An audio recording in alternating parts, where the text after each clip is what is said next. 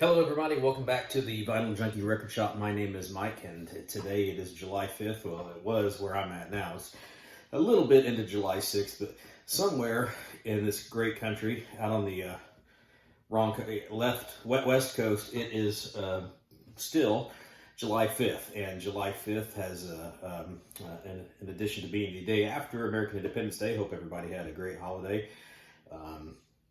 It had some significance in the world of rock and metal throughout the years. So I'm going to talk about some important things that happened in the world of rock and metal music on July 5th. So let's start with some birthdays and passings. Let's start with the birthdays first. Let's see here, July 5th of 1954. This young man is turning 66. It would be Jimmy Crespo. Let's find him. That guy right there. From Aerosmith. And I say from Aerosmith, and you might be saying, well, hey, Mike, Jimmy Crespo never played in Aerosmith. Well, yes, he did on 1982's album, Rockin' a Hard Place.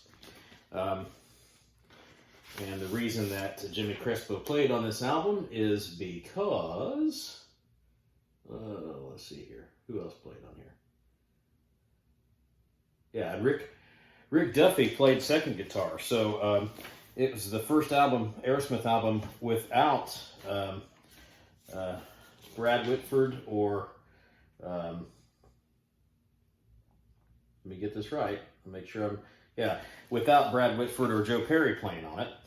And the album was somewhat controversial in rock circles because everyone said, hey, wait a minute, Aerosmith, you can't make an album without Brad Whitford and especially without Joe Perry.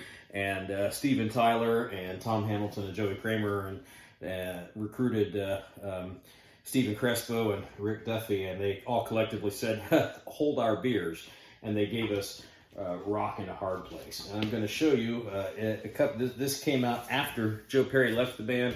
And Joe Perry put out this solo album, the Joe Perry Project, Let the Music Do the Talking. It's got nothing to do with July 5th, but, hey, it's the Vinyl Junkie Record Shop, and we show records and stuff here. The point being, the guy who was born on July 5th, Jimmy Crespo, and the boys put out an album that, despite being panned and despite being criticized by the fan base for being a kind of an odd album without Joe Perry on it, this thing just, it rips and smokes and blows the place up. I'm not sure why it was such a controversial piece of the Aerosmith canon. But with tracks like Jailbreak, Lightning Strikes, Joni's Butterfly, Jig Is Up, Rockin' a Hard Place, the title track, Cheshire Cat, this thing has got everything that you'd want from Aerosmith. Big, ballsy, bluesy, guitar-driven riffs and hooks and solos and weird lyrics aside. I don't even want to try to begin to understand what Steven Tyler meant in Joni's Butterfly. But the song is awesome. The album's awesome. So happy birthday, Jimmy Crespo, and thank you for your contribution to an underrated and overlooked gem in 1980s rock and roll. Aerosmith, Rockin' a Hard Place. If you've never heard it, go listen to it. If you have listened to it, you don't have it, go out, find it, buy it. Awesome stuff. All right, moving on. Unfortunately, with life comes death, and in July 5th, 1992, we lost another unheralded and underrated player in metal history. That was Paul Hackman from the band Helix. And this is not the debut Helix album, but it's the major, I believe it's the major label debut on Capitol Records. This is from, when did this come out? 1980. Oh, let's see it there. 1981. When you get old like me, you've got to, even the bifocals don't work, and you got to, just look at the small print. But this is No Rest for the Wicked. This was the first Helix album that I picked up. My first experience with the band. Love this record. This is one of my all-time favorite 80s rock albums. with killer tracks. Does a fool ever learn? Let's all do it tonight. Heavy metal love. Check out the love. I mean, we're basically running down the whole track list. Don't get mad, get even. Dirty Dog. Just a great album. And they went on to release the follow-up to that, Walking the Razor's Edge. Another great album. This is really cool stuff. Great songs. Rock You, Young and Reckless, Animal House. But Paul Hackman and Brent Dorner were the two dual guitarists for this band. Brian Vollmer's probably the most well-known guy in Helix. It's got a Brian Vollmer story, oddly enough, that's I think might be pretty interesting. But then the third album and last vinyl record that I have that Paul would have played on is the excellent Long Way to Heaven. Unfortunately, I've got 2 copies of this. Both of them pretty much suck.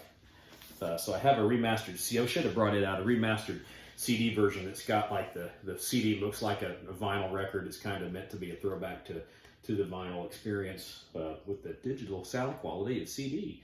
But this is just a great album too. The Kids Are All Shaken, Deep Cuts the Knife, Ride the Rocket, Long Way to Heaven. The title track is amazing. House on Fire, Banging Off of the Bricks. Helix was a great rock and roll band. And then Paul's final album for the band would be 1992's Back for Another Taste. 1990 would be the final album that Paul would record until his untimely death on July 5th of 1992. I forget, it was some kind of an accident, I believe a car accident, I don't know the specifics. But like anybody else that doesn't know, if you want to find out, you can look it up on Wikipedia, Google, wherever.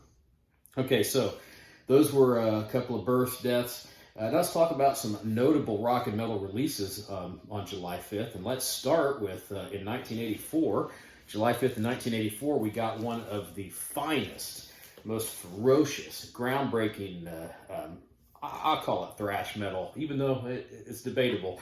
We'll just call it metal. One of the great metal debuts of all time in Metal Church.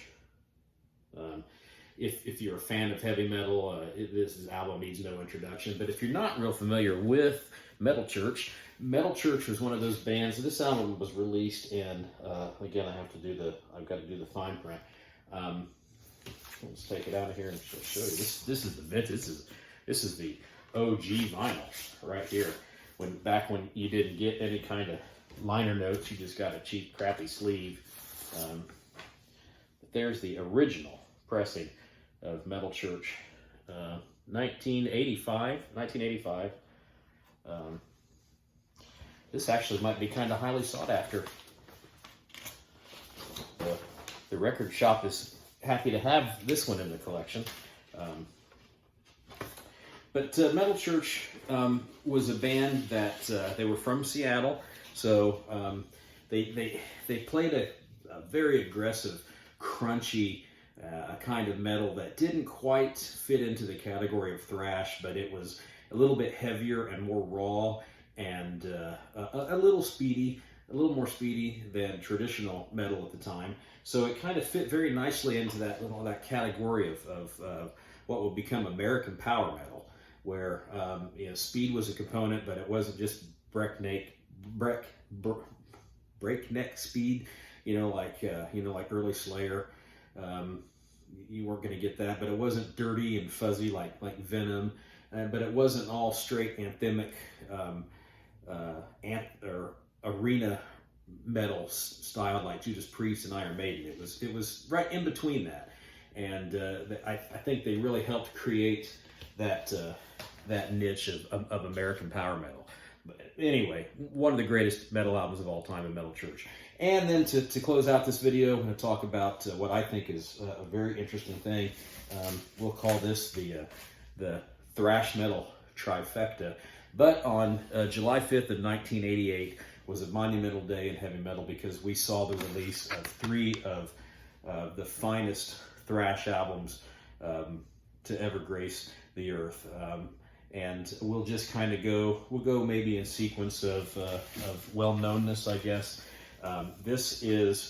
We'll start with Death Angel released Frolic Through the Park. This is not an original copy, obviously. This is a 180 gram double LP reprinted by Metal Blade, and I think fairly recently. 2015, it looks like they reprinted this. In fact, I've yet to even open this. I've had it for a while, haven't opened it up and listened to it. Found it at a local record shop on a record hunt for a really, really great price. I couldn't pass up. But this is a really, really great album. It's the second album from the band, you know, tracks like Third Floor, Road Mutants, Bored, had a little bit of a funk element introduced to it. Then Guilty of Innocence, Shores of Sin, just a great thrash album. And then a cover of Kiss's classic Cold Gin. Death Angel are one of the underappreciated thrash metal bands, and I think if you've got the big four, and if you had the final four, I've always called it the final four, to me would be made up of I think, well, we'll get into that here in a minute, but Death Angel could potentially fill, I think, the last spot in that final four. And I've always kind of said there'd be a play-in game between Death Angel and Flotsam and Jetsam for who could get it. And given both those bands' output here recently, oh man, what a fight that would be to pick out which one you want to put in there. But anyway, first release of the day, Death Angel. Second, let's talk about one of my favorite thrash metal albums of all time. I don't have this on vinyl. The record shop's always looking for this. This is one of my, I guess, grail items for one of these days to find on an original vinyl pressing, because to my knowledge there is no repress available of it yet, and I'd even settle for that. But it's Overkill, Under the Influence. This is my original CD copy, obviously from, like I said, 1988. This thing just, I mean, it rips from top to bottom. In fact, the lead off track is the theme of the day for this album, Shred. And just run down the list of tracks. Every track is a classic. Shred, Never Say Never, Hello from the Gutter, Mad Gone World, Brain Fade has got some great riffing in that. Drunken Wisdom slows things down to sound, homage to Black Sabbath with some of those slow, steamrolling riffs, and then it kicks into a wild speed fest. End of the Line, Head First, Overkill 3. This thing is a thrash metal classic, and we're talking about a trifecta. This was the second part of what I think is one of the greatest thrash metal trifectas of all time, with Taking Over, Under the Influence, and then rounded out by Years of Decay. Those are three of the best thrash metal albums ever. And then finally, probably the most notable release of the day, and albeit a slightly controversial too, would be the mighty Slayer released South of Heaven on this day. This is, again, this is not an original. This is a remastered copy of the CD. Again, I don't have this on vinyl. I do have the original cassette tape. I tried to dig it up to find it so I could show you here at the shop, but I got so much shit everywhere I couldn't find it, so I didn't want to take any more time to look. But again, South of Heaven doesn't really need a whole lot of explanation. A little controversial at the time because Slayer decided they would slow things down a little bit and maybe add a little bit of accessibility into their songwriting.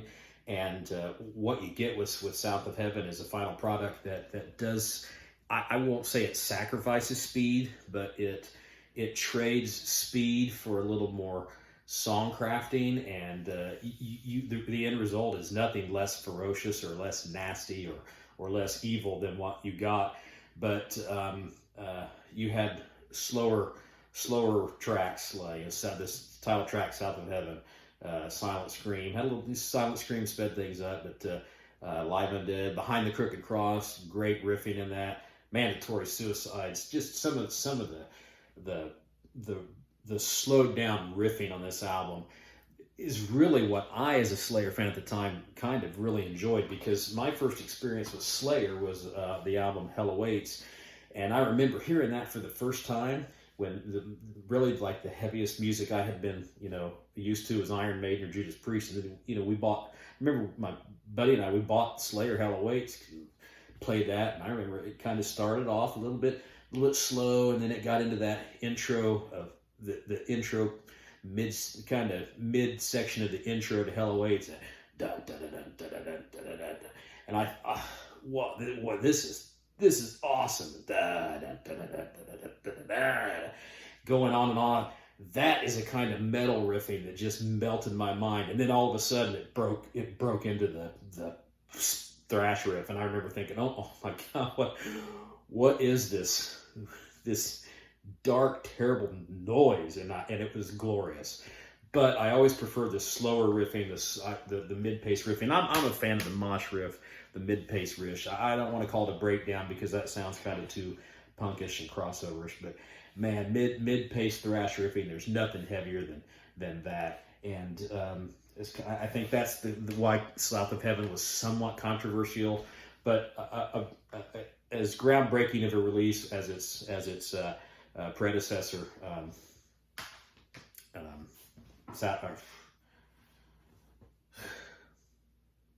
one of the greatest heavy metal albums of all time. And you get, like me, you get old and you just get so much going through your mind, you got to stop and you got to think, and all you can think about is like Angel of Death, Rain and Blood. I think South of Heaven was just as exciting and just as influential as Rain and Blood, because Slayer made it okay to slow it down a little bit, put the brakes on, and you don't sacrifice aggression and raw energy. You don't sacrifice any of that to pump the brake and deliver a more mid-paced, accessible kind of stuff. So that's kind of it. That's the wrap for some of the more important and notable things that happened on this day in metal. Like I said, I'm gonna barely get this video in. It's July 6th where I'm at, but it's July 5th somewhere, and that's all that matters. So hope you've enjoyed this visit to Vinyl Junkies Record Shop. Feel free to hit like, subscribe if you're new to my channel. Check out some of my other videos, and we'll see you back in the shop. Just remember, spin them if you got them, and I'll catch you on the flip side.